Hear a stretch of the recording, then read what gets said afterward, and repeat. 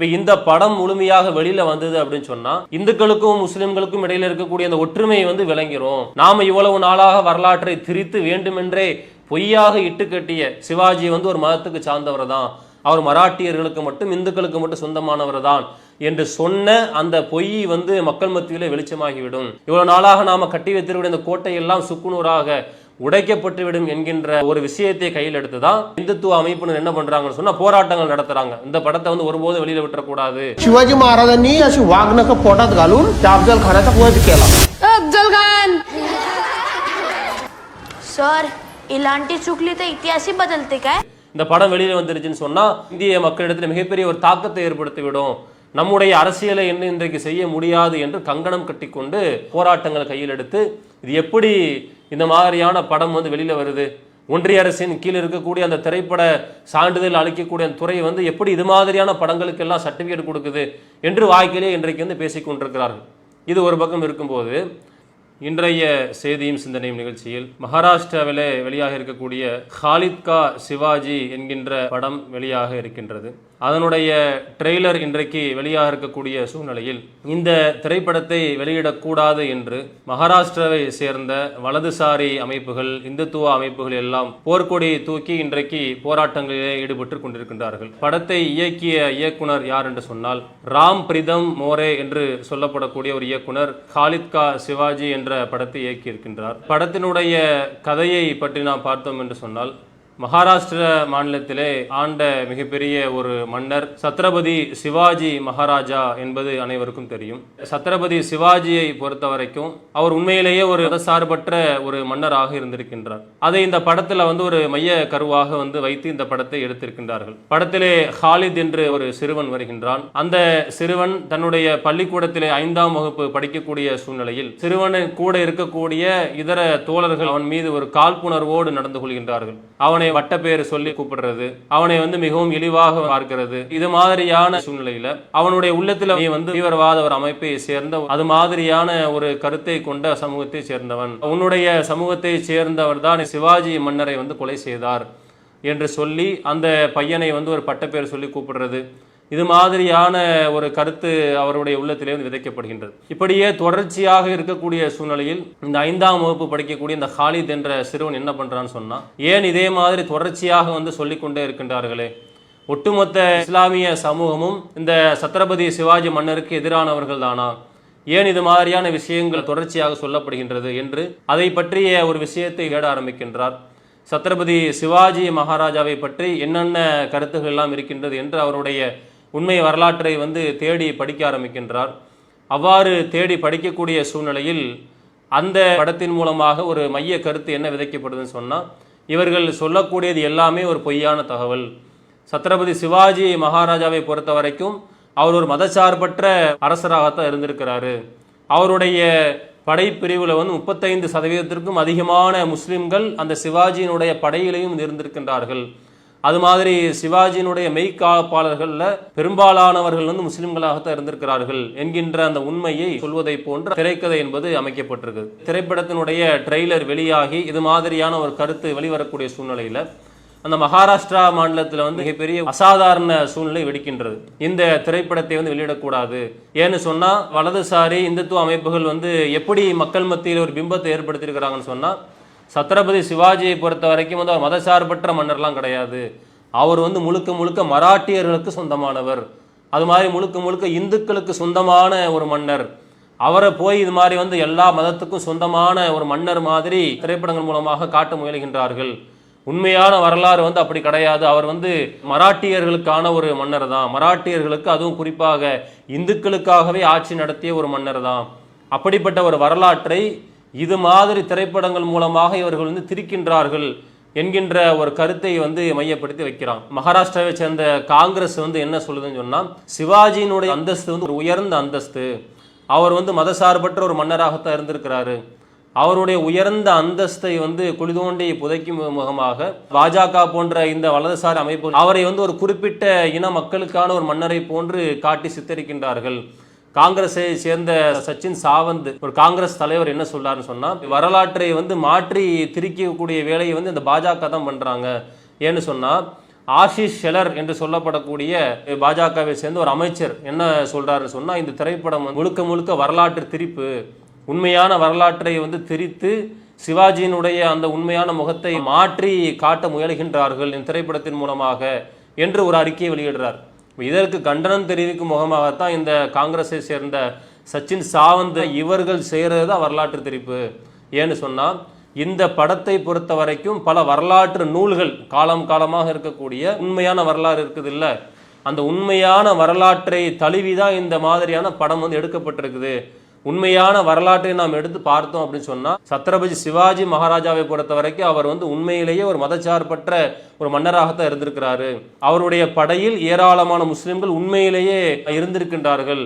சதவீதம் வேணா இந்த படத்துல சொல்ற எண்ணிக்கை கூட குறைய இருக்கலாம், ஆனால் சிவாஜியினுடைய படைப்பிரிவுல ஏராளமான முஸ்லிம்கள் அந்த படைக்களத்தில் இருந்து போரிட்டு இருக்கின்றார்கள். சிவாஜியினுடைய மெய்காப்பாளர்கள் நிறைய பேர் முஸ்லிம்கள் இருந்திருக்கிறார்கள் என்பதுதான் உண்மையான வரலாறு என்று சொல்றார். எந்த அடிப்படையில் சொன்னா, மிகப்பெரிய ஒரு வரலாற்று ஆசிரியராகவும் பத்மபூஷன் விருது வாங்கிய ஜிஎஸ் சர்தேசாய் என்று சொல்லப்படக்கூடிய வரலாற்று ஆசிரியர், மிகப்பெரிய ஒரு புகழ்பெற்ற ஒரு ஆசிரியர்.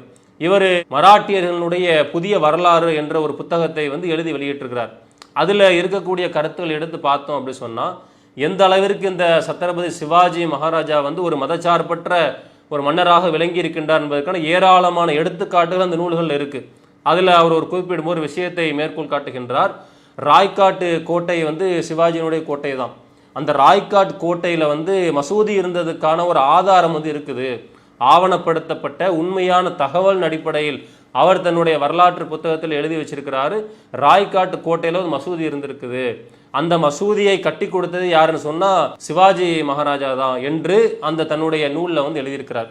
அது மாதிரி சாந்தாராம் விஷ்ணு அவுலோஸ்கர் என்று சொல்லப்படக்கூடிய மிகச்சிறந்த ஒரு வரலாற்று ஆசிரியர், அவர் ஒரு புத்தகத்தை எழுதியிருக்கிறார். ராய்காட் கி ஜீவன் கதா அப்படின்றது அந்த புத்தகத்தினுடைய பேர். தமிழ்ல என்ன அர்த்தம் அப்படின்னு சொன்னா, ராய்காட்டினுடைய வாழ்க்கை கதை என்கின்ற ஒரு புத்தகத்தை எழுதியிருக்கிறார். அது ஒரு வரலாற்று ஒரு ஆவணம். இந்த அவுலோஸ்கர் எழுதியிருக்கிறாரு, ராய்காட் கோட்டையில மசூதி இருந்ததுக்கான ஆவணப்படுத்தப்பட்ட ஆதாரங்கள் நிறைய இருக்குது என்று எழுதியிருக்கிறார். இப்ப நிறைய இன்னும் வரலாற்று புத்தகங்கள் நாம உண்மையான வரலாற்றை எடுத்து பார்த்தோம் அப்படி சொன்னா, இந்த வலதுசாரி இந்துத்துவ அமைப்புகள் சொல்லக்கூடியது அத்தனையும் பொய் என்பது விளங்கும்.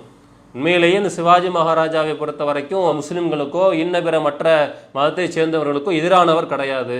அது மாதிரி இவர்கள் காட்ட முயல்கின்றார்கள். இவர் இந்துக்களுக்கான ஒரு மன்னர், இந்துக்களுக்காகவே ஆட்சி செய்த ஒரு மன்னர், அப்படி இருந்ததுனால தான் முஸ்லிம் சமூகத்தை சேர்ந்தவர்கள் இவரை கொன்று விட்டார்கள் என்கின்றது போன்ற மிகப்பெரிய ஒரு வரலாற்று திரிப்பை, ஒரு வரலாற்றை மாற்றி பொய்யான விஷயங்களை எழுதுறத பார்க்குறோம். அது மாதிரி சிவாஜியினுடைய முதல் வரலாற்றை எழுதிய கிருஷ்ணாஜி கெலுஸ்கர் என்று சொல்லப்படக்கூடிய ஒரு ஆசிரியர், இவர் எழுதியிருக்கக்கூடிய அந்த புத்தகங்கள் எடுத்து பார்த்தாலும் கூட சத்ரபதி சிவாஜியை பொறுத்த வரைக்கும் அவர் ஒரு மதச்சார்பற்ற ஒரு மன்னர் தான் என்பதை அவரும் நிறுவி இருக்கிறார்.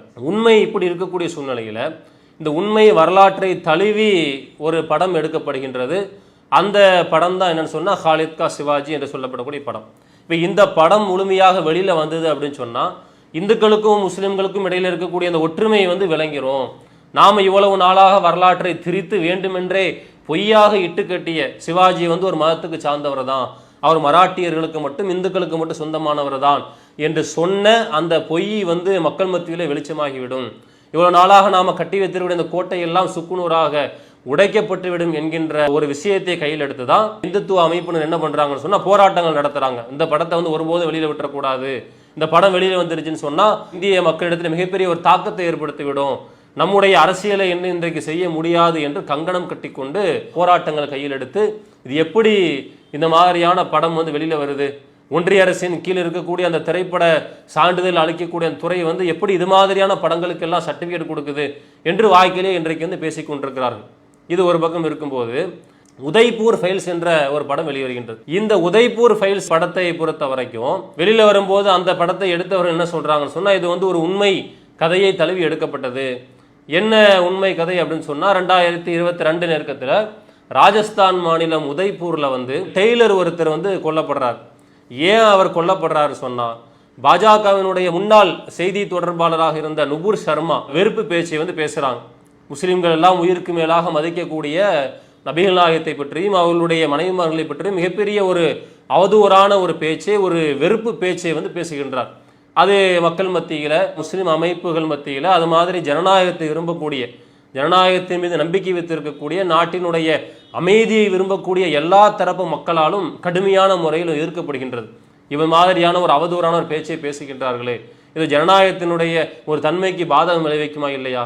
இது மாதிரியான பேச்சுகள் எல்லாம் தொடர்ச்சியாக இந்த வலதுசாரி அமைப்புகள் பேசக்கூடியதை தொடர்கதையாக வைத்திருக்கின்றார்கள் என்று அந்த நேரத்தில் மிகப்பெரிய ஒரு எதிர்ப்புக்கு உள்ளாக்கப்படுகின்றது. அப்ப இந்த உதய்பூரை சேர்ந்த கண்ணையா குமார் என்று சொல்லப்படக்கூடிய ஒரு டெய்லர் என்ன பண்ணான்னு சொன்னா, நுபுர் சர்மானுடைய அந்த கருத்துக்கு ஆதரவு தெரிவிக்கும் முகமாக சமூக வலைதளத்தில் ஒரு வீடியோவை வெளியிடுறார். வீடியோ வெளியிட்ட காரணத்தினால அவரை சில பேர் கொலை செய்து விட்டார்கள். இந்த கண்ணையாகுமார் கொலை செய்யப்பட்டதுக்கான காரணம் இந்த ஆதரவு கருத்தினால தான் என்கின்ற ஒரு தகவல் இருக்கின்றது. அது இன்றைக்கு விசாரணையில் இருக்கின்றது. அந்த கொலையை யார் செய்தார்கள் என்று சில பேர் கைது செய்யப்படுகின்றார்கள். இன்றைய அளவும் அந்த ராஜஸ்தான் மாநிலத்தில் இருக்கக்கூடிய ஜெய்ப்பூர் என்ஐஏ சிறப்பு நீதிமன்றத்தில் விசாரணைக்கு இருக்குது. அவர்கள் குற்றம் சாட்டப்பட்டவர்கள் இன்றைக்கு விசாரணையில் இருக்கிறார்கள். அவர்கள் மீது உண்மையிலே அந்த குற்றம் நிரூபிக்கப்படவில்லை. குற்றம் நிரூபிக்கப்பட்டு அவர்கள் குற்றவாளிகள் என்கின்ற அந்த விஷயம் நீதிமன்றத்தில் ஊர்ஜிதப்படுத்தணுமா இல்லையா? அது எல்லாமே இன்றைக்கு நிலுவையில் இருக்கக்கூடிய நிலையில இதை தழுவி உதய்பூர் ஃபைல்ஸ் என்ற ஒரு படத்தை எடுக்கிறாங்க. வழக்கு நிலுவையில் இருக்கின்றது. அது உண்மையிலேயே நடந்த விஷயங்கள் என்னென்ன, யார் உண்மையான குற்றவாளிகள் என்று அதற்கான விஷயங்கள் எதுவுமே முழுமையாக வெளியிலே வராமல் இருக்கக்கூடிய அந்த சூழ்நிலையில உதய்பூர் ஃபைல்ஸ் என்ற ஒரு படத்தை வெளியிட்டு அதுல இந்த கண்ணையாகுமார் மாதிரியான ஒரு கேரக்டரை கொண்டு இவரை கொலை செய்தது இந்த மாதிரியான முஸ்லிம்கள் தான் என்கின்ற ஒரு கற்பனையின் அடிப்படையில் அந்த படத்தை எடுத்து வெளியிடுறாங்க. அப்ப இந்த படம் வெளியில வந்ததுன்னு சொன்னா மிகப்பெரிய மக்கள் மத்தியில் ஒரு தாக்கத்தை ஏற்படுத்தும். ஒரு அழகான ஒரு அமைதியான முறையில் இயங்கி கொண்டிருக்கக்கூடிய சமூக மக்களிடத்திலே, நாட்டினுடைய ஜனநாயகத்தின் மீது நம்பிக்கை வைத்திருக்கக்கூடிய, ஜனநாயகத்தினுடைய தூண்களாக இருக்கக்கூடிய, அதனுடைய பாதுகாப்பை எல்லாம் விரும்பக்கூடிய மக்கள் மத்தியில் மிகப்பெரிய ஒரு கொந்தளிப்பு ஏற்படுத்துது. இப்படிப்பட்ட கருத்தை கொண்ட படம் வெளியில வந்துச்சுன்னு சொன்னா அது தேவையில்லாம மக்கள் மத்தியில் ஒரு வெறுப்பை ஏற்படுத்துமா இல்லையா? தேவையில்லாம மக்கள் மத்தியில் இருக்கக்கூடிய ஒற்றுமையை குலைக்கக்கூடிய ஒரு விஷயமா இருக்குதா இல்லையா? அதனால இந்த படத்தை இன்றைக்கு வெளியில விடக்கூடாது என்று அனைத்து தரப்பு மக்களும் கோரிக்கை வைக்கக்கூடிய சூழ்நிலையில யாரெல்லாம் இந்த வலதுசாரி அமைப்புகளாக இருக்கிறாங்களோ அந்த வகையராக்கள் என்ன பண்றாங்கன்னு சொன்னா, இது ஒரு கருத்து சுதந்திரம் இல்லையா? இது ஏன் நீங்க ஒரு படத்தை ஒரு கலைக்கண்ணாக நீ பார்க்கலாம் தானே, இதெல்லாம் ஒரு கருத்து சுதந்திரம் என்கின்ற ஒரு வாதத்தை முன்வைத்தார்கள். உதய்பூர் ஃபைல்ஸ் என்ற ஒரு படம் வெளியிலே வரும்போது அதற்கு மக்கள் தடை விதிக்கணும் என்று சொல்லும் போது எல்லாம் ஒரு கருத்து சுதந்திரம் என்று சொல்றது. உதய்பூர் ஃபைல்ஸ் மட்டும் படம் மட்டும் கிடையாது. கேரளா ஸ்டோரி படத்தினுடைய விஷயத்தை எடுத்துக்கலாம். அது மாதிரி காஷ்மீர் ஃபைல்ஸ் என்ற படத்தினுடைய விஷயத்தை எடுத்துக்கலாம். இது எல்லாமே கற்பனையின் அடிப்படையில் புனையப்பட்ட கதாபாத்திரங்கள். ஒரு பொய்யான, எந்த விதமான ஆதாரம் இல்லாத, ஆதாரமற்ற விஷயங்களை எல்லாம் கொண்டு திரைப்படமாக எடுத்து மக்கள் மத்தியில் வெளியிடுவாங்க. அதற்கு யாரும் தடையெல்லாம் கோரக்கூடாது. இன்னும் சொல்ல போனா சில அமைச்சர்கள் கூட படத்தை பார்க்கறதுக்காக வேண்டி மக்களிடத்தில் ஆர்வம் காட்டுவார்கள். வட மாநிலங்கள்ல, பிஜேபி ஆளக்கூடிய மாநிலங்கள்ல பள்ளிக்கூடங்கள் விடுமுறை எல்லாம் அளிக்கப்படும். எல்லாம் லீவு போட்டு போய் படத்தை போய் பாருங்க. இந்த பொய்யான ஒரு கதையை, ஆதாரம் இல்லாத கதையை பார்க்கறதுக்கு ஏராளமான முன்னெடுப்புகளை கையெடுப்பார்கள். ஆனால் இதே சமயத்தில் ஹாலித் கா சிவாஜி போன்ற உண்மை வரலாற்றை தழுவி சில படங்கள் வெளியிடப்படும். குஜராத் ஃபைல்ஸ், ஹாலித் கா சிவாஜி, இது மாதிரியான படங்கள் வெளியில வரும்போது வெளியிடக்கூடாது, இது வரலாற்று திரிப்பு என்று இவர்கள் மிகப்பெரிய ஒரு விஷயத்தை கையில் எடுப்பார்கள். இவர்களுடைய பார்வை எப்படி இருக்குது அப்படின்னு சொன்னா, பொய்யான விஷயங்களை தழுவி எடுக்கப்படக்கூடிய திரைப்படமா இருக்குது. அது ஒரு குறிப்பிட்ட ஒரு சமூகத்தின் மீது வெறுப்பை உமிழக்கூடிய, பெரும்பான்மை மக்களிடத்தில் ஒரு வெறுப்பை ஏற்படுத்தக்கூடிய விஷயமா இருந்தாலும் சரிதான், நாட்டினுடைய அமைதியெல்லாம் சீர்குலைந்தாலும் சரிதான், அதனை வெளியிடுவதற்கு எந்த விதமான தடையும் கிடையாது. யாரும் அதற்கு தடை என்று நீங்க வாயை திறக்கக்கூடாது. அதே சமயத்தில் உண்மையான வரலாற்றை தழுவி சில படங்கள் வெளியிலே வரும். அந்த படங்கள் வெளியே வருவதன் மூலமாக இருதரப்பு மக்களிடையே, நாட்டு மக்களிடையே ஒரு ஒற்றுமை ஏற்படுத்தப்படும், நாட்டினுடைய மதச்சார்பின்மை பாதுகாக்கப்படும் சொன்னா உடனே இவர்கள் போர்க்கொடி தூக்கி விடுவார்கள். வெளியில வந்துருச்சுன்னு சொன்னா எப்படி நாம எப்படி அரசியல் செய்ய முடியும், நம்மளுடைய கதையை எப்படி ஓட்ட முடியும் என்று சொல்லி இது மாதிரியான திரைப்படங்கள் வெளியிலே வருவதற்கு உடனடியாக முட்டுக்கட்டையை போடக்கூடிய விஷயத்தை பார்க்குறோம். இப்போ இவருடைய பார்வை எப்படி இருக்குன்னு சொன்னா, கடந்த காலங்களில் திரைப்படத்தை பொறுத்த வரைக்கும் இஸ்லாமிய மார்க்கம் திரைப்படத்தை ஊக்குவிக்கக்கூடிய மார்க்கம் கிடையாது. திரைப்படங்களை பொறுத்த வரைக்கும் அதில் ஏராளமான மக்களுக்கு வேண்டாத விஷயங்கள் தான் இருக்குது. பொதுவாக மக்களுடைய பார்வை எப்படி இருக்குன்னா, கடந்த காலங்களில் திரைப்படம் சொன்னால் மக்கள் எல்லாம் அது ஒரு விரும்பி பார்க்கறதுக்கு பல வேலைகளில் மூழ்கி இருக்கும் போது அது ஒரு என்டர்டெயின்மெண்ட்டாகத்தான் படங்கள் ஆரம்ப காலத்தில் எடுக்கப்பட்டுச்சு. இன்றைக்கு வரக்கூடிய படங்களை பார்த்தோம் அப்படின்னு சொன்னால், இந்த திரைப்படங்கள் மூலமாக நாட்டில் ஒரு மத வெறுப்பு ஏற்படுத்த வேண்டும், பெரும்பான்மை மக்களிடத்தில் இது மாதிரியான ஒரு தவறான ஒரு சித்தரிப்பை உருவாக்க வேண்டும், இது மாதிரியான ஒரு பொய்யான ஆதாரம் இல்லாத விஷயங்களை படத்தின் மூலமாக எடுத்து நாட்டினுடைய ஜனநாயகத்தை சீர்குலைக்குவதற்காக வேண்டிய நிறைய படங்கள் எடுக்கப்படுகின்றது. மக்களாக இருக்கக்கூடிய நாம என்ன விரும்புகிறோம் அப்படின்னு சொன்னால், அமைதியான ஒரு நாட்டை உருவாக்குவதற்கு, அமைதியான ஒரு சூழலை உருவாக்குவதற்காக வேண்டி திரைப்படங்கள் எடுக்கப்பட்டதுன்னு சொன்னால் உண்மையிலேயே அந்த கருத்துக்காக வேண்டி மக்கள் வரவேற்பார்கள். இது மாதிரியான பொய்யான விஷயங்களை தழுவி படங்களை எடுக்கப்படக்கூடிய சூழ்நிலையில் இவர்கள் போர்க்குடி தூக்குறாங்கன்னு சொன்னால் இதுதான் இவர்களுடைய உண்மை முகம். இந்த பாஜக போன்ற வலதுசாரினுடைய உண்மை முகம் என்னன்னு சொன்னால், நாட்டினுடைய எல்லா ஸ்திரத்தன்மையும் கேலிக்குரியதாக்கி, அதை தவிடுபொடியாக்கி, அதை வைத்து இழிவான ஒரு அரசியல் நடத்தி அதிலே குளிர்காய வேண்டும் என்கின்ற துடிக்கின்றவர்களாகத்தான் இவர்கள் இருக்கின்றார்கள். இவருடைய உண்மை முகத்தை இது போன்ற விஷயங்கள் நமக்கு தெளிவாக உணர்த்துகின்றது. இவர்களை எல்லா மக்களுமே தெளிவாக உணர்ந்து வரக்கூடிய தேர்தல் போன்ற விஷயங்களில் நாட்டினுடைய அமைதியை விரும்பக்கூடிய யாரெல்லாம் மக்கள் இருக்கின்றார்களோ அவர்களுடைய ஆட்சியிலே இந்த நாடு இருக்க வேண்டும் என்பதை சொல்லி முடித்துக் கொள்கிறோம். அஸ்ஸலாமு அலைக்கும் வரஹ்மத்துல்லாஹி வபரகாத்துஹு. அல்லாஹு அக்பர், அல்லாஹு அக்பர்.